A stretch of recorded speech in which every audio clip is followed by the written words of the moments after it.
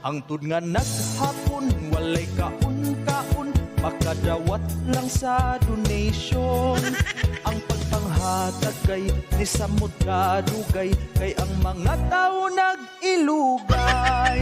Na ay bayot, nagyaw-yaw, naglagot, kay giduot-duot ang iyahang sampot. Iyang tapad, usap, nagpagulbul, kay na ay nanuklod, nahubo ang purol. Dunay usap nga nagproblema, kay tungod sa kaputot, dili kakapot. Bisag unsaon niyag liot-liot, di kalusot, kay na naghuot. Hangtod nga naghapon, walay kaun-kaun, makadawat lang sa donation. Ang pagpanghatag kay di samot kadugay, kay ang mga tao nag-ilugay. Dunay hubog, kalit nga nangilog, murara pagdako, nagpaisog-isog. Ang hubog, kalit na sarasay, nasikhan ang tanod, nakisi ang kilay. Ang tanod, lapihan nga laguta, kilambusan ang hubog sa iyang batuta. Nag-alibwag kami ug panagan, ang nanagtapok kay nangahawan. Na mauli ang mga politisyan, may nangasamad ug nangabuklan.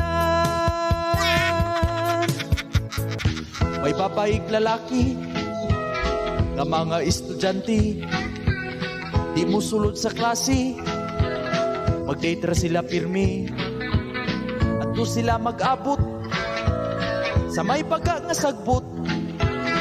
Wala sila nagsaba, sila nag-ana-ana. Hala, nahunong ang kumbati, kay may taong niagi. Nidagan ang babae, kaway purol ug panty. Hala, nahunong ang kumbati, kay may taong niagi.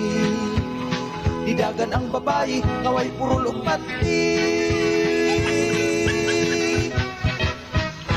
Nagdumugay silang duha, pataka ragwara-wara. Si tatay perting hubuga, nalibat na ang mata. Si nanay nga napungot, pigisag pa ang iyang lubot. Si tatay iyang gidumog, o gipatiran ang itlog. Si tatay nagutong-utong, mura siyag kalibangon. Hapit siya na kuyapan, kay nasa kam iyang bugan. Si nanay ni aksyugdagan, iyahang giblakingan. Natumba ug natikangkang, nakita ang bago kang. Gigukod siya ni tatay, giyakan iyang munay. Si tatay wa kabantay, ibira iyang lagay.